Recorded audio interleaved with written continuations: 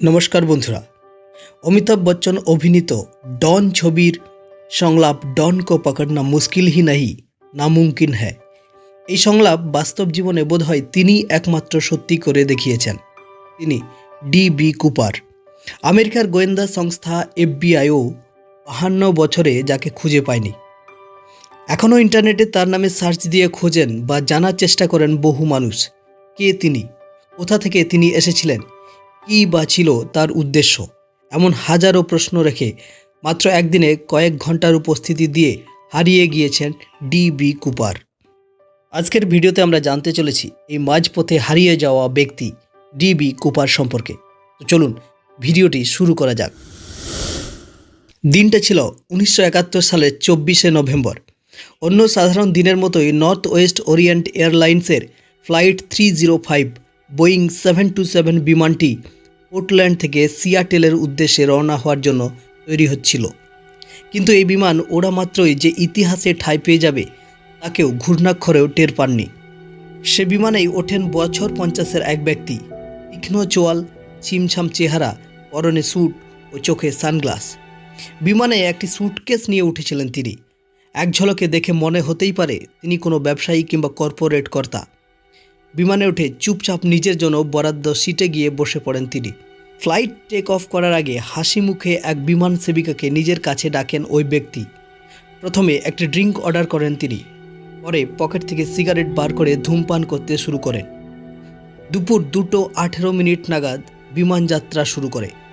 ওই ব্যক্তির নাম ছিল ড্যান কুপার। ইতিহাস তাকে চেনেন ডি.বি. কুপার নামে। বিমান ওড়ার কিছুক্ষণ পরেই এক বিমান সেবিকাকে ডেকে স্মিত হেসে তার হাতে তুলে দেন একটি খাম।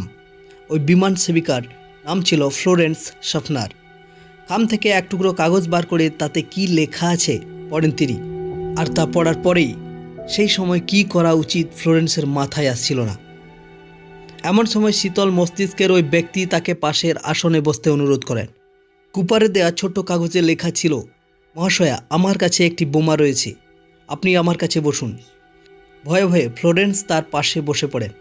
ওই ব্যক্তি নিজে সুটকেসটি খুলে দেখান, তাতে 8টি ডিনামাইট এবং একটি ডিটোনেটর রাখা। পরিস্থিতির ভয়াবহতা বুঝে চুপ করে ওই ব্যক্তির কথা শুনছিলেন ফ্লোরেন্স। ততক্ষণে বিমান সেবিকা বুঝে গিয়েছিলেন বিমান হাইজ্যাক হয়ে গিয়েছে। ফ্লোরেন্সকে নিজের 3টি দাবির কথা জানান ওই ব্যক্তি। প্রথম দাবিতে বলা হয় বিকেল 5টার মধ্যে তাকে নগদ $2 লাখ দিতে হবে। দ্বিতীয়, তার জন্য বিমানে 2টি প্যারাশুট পাঠাতে হবে।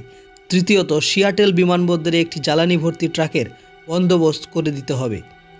ওই ব্যক্তি ফ্লোরেন্সকে বুঝিয়ে দেন কোনো চালাকির চেষ্টা হলে বিমানে তিনি বোমা বিস্ফোরণ ঘটিয়ে দেবেন। ঘটনাগুলি যখন ঘটছিল তখন বিমানের সামনে বসে থাকা যাত্রীরা বুঝতেই পারেননি যে বিমানটি হাইজ্যাক হয়ে গিয়েছে। তারা জানতেন 45 মিনিটেই তারা গন্তব্যে পৌঁছে যাবেন। ওই ব্যক্তির দাবি জেনে বিমানের ক্যাপ্টেনকে গিয়ে পরিস্থিতি সম্বন্ধে জানান ফ্লোরেন্স। এরপর বিমানে থাকা অন্য বিমান সেবিকা টিনা মাকলো একটি ইন্টারকম টেলিফোন নিয়ে কুপারের পাশে বসেন। বিমান চালক এবং কুপারের সঙ্গে কথাবার্তা চলেছিল এই ইন্টারকম টেলিফোনের মাধ্যমে।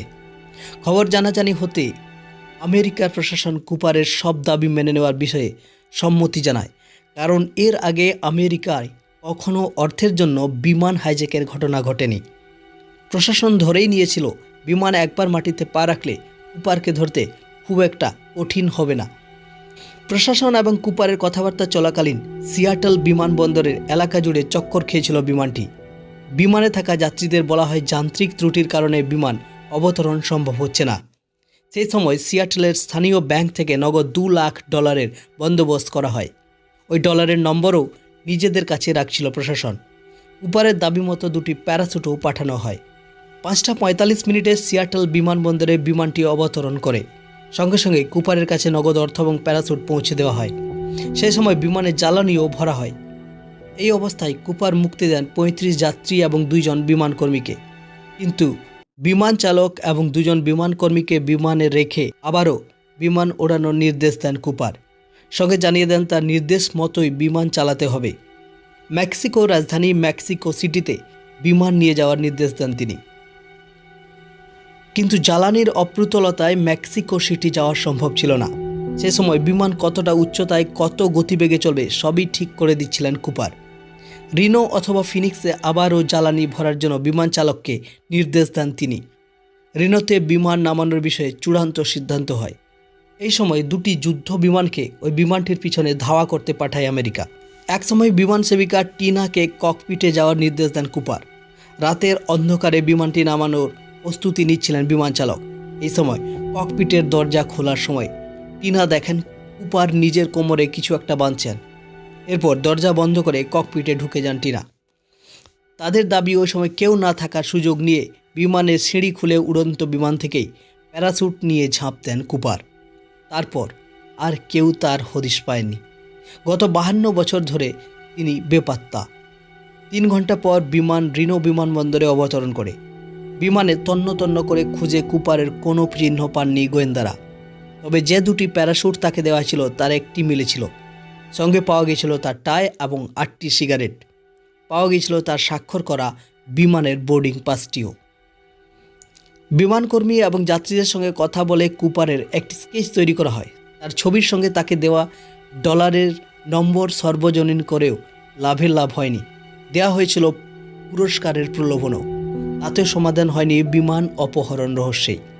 কুপার কোথায় ঝাঁপ দিয়েছিল তাও জেনেছিলেন গোয়েন্দারা। আমেরিকার একটি পাহাড় ও জঙ্গলে ঘেরা এলাকায় তার অবতরণের কথা ভেবেছিলেন তারা। কিন্তু সেই এলাকা তন্ন তন্ন করে খুঁজেও পাওয়া যায়নি কুপারের খোঁজ। তাকে দেওয়া ডলার খরচ করলেই তিনি ধরা পড়ে যাবেন এমন ভাবনাও ছিল গোয়েন্দাদের। কিন্তু এখানেও ব্যর্থতাই হাতে এসেছিল। 1980 সালে দক্ষিণ ওয়াশিংটনের কলম্বিয়া নদীর ধারে একটি বাচ্চা খেলা করছিল। সেই বাচ্চাটি বালি খুঁড়তে খুঁড়তে 3টি ডলারের বান্ডিল পায়। ছেলের হাতে এত ডলার দেখে ঘাবড়ে যান তার বাবা মা। মোট $5,800 পাওয়া গিয়েছিল ওই এলাকা থেকে। বাচ্চাটির মা বাবা ওই ডলারের বান্ডিল তুলে দেন FBI এর হাতে। তারা তদন্ত করে জানতে পারেন এই ডলারগুলি 9 বছর আগে দেওয়া হয়েছিল DB কুপারকে। কুপার যে এলাকায় ঝাঁপ দিয়ে নেমে গিয়েছিলেন সেখান থেকে এই এলাকাটি ছিল 27 কিলোমিটার দূরে। এই ডলারগুলি পাওয়া গেলেও বাকি অর্থ আজও পাওয়া যায়নি।